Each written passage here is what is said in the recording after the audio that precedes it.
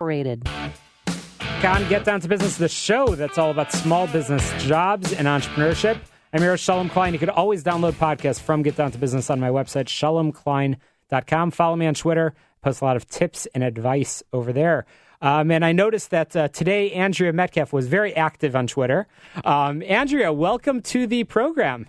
Well, thank you. It's really exciting to be here now that I finally made it in the door. You made it. You made it. I have a feeling, being the fitness expert that you were jogging your entire way over. I was running around the building trying to figure out how to get in. Well, you are a nationally sought-after celebrity fitness expert. You've appeared on so many different media outlets, and I'm just thrilled to have you here in studio to provide some tips, because business owners are busy. That's the first part of business. We're busy, and my wife and I talk about this all the time, but I feel like I'm always going to events, always pigging out a little bit, but there is a way to be healthy. There is, and you know that way. You know the recipe to success. Well, there's a lot of great things you can do when you think about the office. The first one is just pace your calls, and what I really mean by that is get up and when you're on the phone, get up and start walking around. That's one way to stay active in the office. The other one is to sit and get fit, so to speak.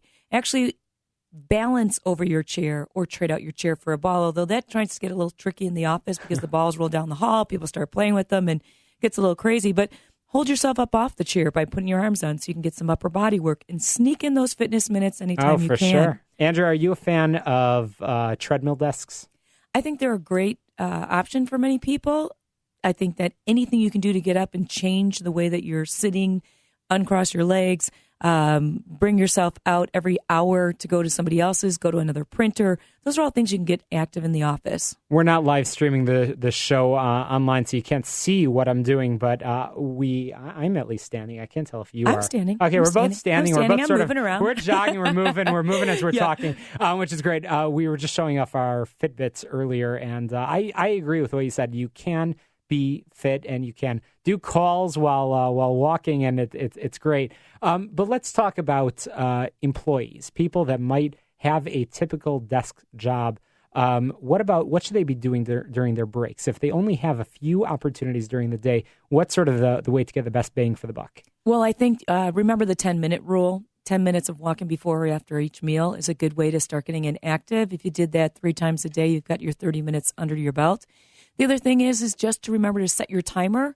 And just like you watch your Fitbit, and when the timer buzzes, stand up. That doesn't mean you can't leave your desk. Just stand up and sit down. That change with your weight going into your legs instead of off of your bottom does help decrease blood pressure over time. If you're doing that 6-7 times a day, that's like another 10 squats you're getting in. Sure. And here's the big question. Many of our listeners are business owners, and they have a company, they have an office. So you just met Tom Casale, our last guest, and they have an office. What can or should they be doing to create a culture, a fit, healthy culture, which actually helps the entire workplace and helps productivity? What can companies implement?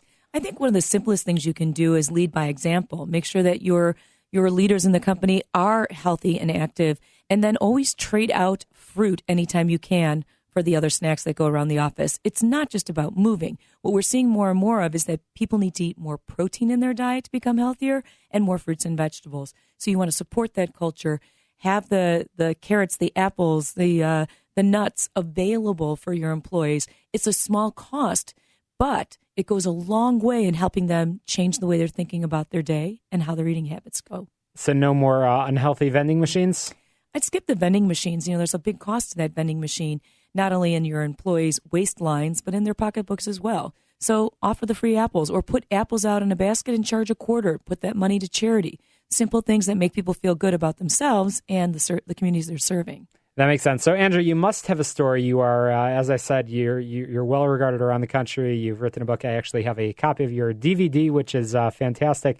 And everybody seems to know who you are when I've been talking about you and mentioning that you'd be on the air this week. How did you end up in this world of fitness? Tell us your story. Well, I think the first thing is I've always been active, so that made it easy. I played sports in high school, cheered in college. And the fitness career was just starting in the early 80s back with Jazzercise when I've been doing this for over 30 years. Making it into a business, I think, was a little bit different. What I found is the more that I was able to share more tips, create videos, write down pictures, I started with flip cards. That that started to get the word out to help people. And the more people I could reach, I started then in television with NBC. Just someone in my aerobics class said, hey, they're putting fitness people on the news. You want to get started? And that was back when Robin Meade was in NBC in Chicago, and just kept pushing in that direction, then started to produce television shows, produce video content, and it grew and grew. But some of the things that are kind of highlights of the career was the cold call to Larry Word, who's now in the Tribune media space. Sure. Cold called him and said, hey, I've been doing TV segments on your station. You need to give me a job. And I brought a pizza with when I met him. And he's like, what's a fitness expert doing with pizza? I said, health is all about balance. And so I'm not saying that you shouldn't have dessert and you shouldn't have wine and you shouldn't have pizza. But this comes in moderation and it comes with an active lifestyle. And that was just one of the kind of the going out on a limb things that I did. Well, that's a fascinating message. First of all, several messages over there. You cold called, and we talk about that all the time. You went off on a limb, you got out there, and you had your eyes set on the prize, and you achieved it. And there's so many great lessons to be learned from that. But also the lesson about the moderation, which is interesting. I think a lot of people tend to go overboard in many areas. Go overboard with eating. Go overboard with not eating, and you came in with that pizza, which is interesting. But Andrea, well, again, we're chatting with Andrea Metcalf, talking about fitness, talking about what companies can be doing, talking about what employees can be doing to live a healthier lifestyle in the workplace, in business. Even if you're an entrepreneur, even if you're networking like me every night of the week, you can do it in moderation. You can go to those events, enjoy a little bit of those hors d'oeuvres, but also not to have a massive waistline. But Andrea, what has changed over the years in the world of dieting? It seems like every day there's a new diet, there's a new fitness routine. Are the basics still the same? I think the basics have always been the same. Healthy eating, lots of fruits and vegetables. We had in the 80s the low-fat diet, then we found that was being replaced with sugar. Then we went into the Atkins diet, which was the high-fat diet and high protein. Now we're in this paleo diet, less grains, protein, fruits and vegetables. And I think what you're going to see next is protein fiber diets. Recent study came out about 6 months ago saying that you can either do the DASH diet, which is a very complicated diet to lower hypertension in people and their risk for diabetes, or you could focus on just getting 25 grams of fiber a day. And what we found is in both of those groups, they both lost weight. And so you didn't have to focus on all the details. Focus on one thing, getting in 25 grams of fiber a day, which is a lot of fruits and vegetables, and you will be healthy, have a trimmer waistline, and it's easier. So all my friends and certainly family that might be listening tonight knows that I'm a fruit guy. I happen to love fruit. I love pineapple.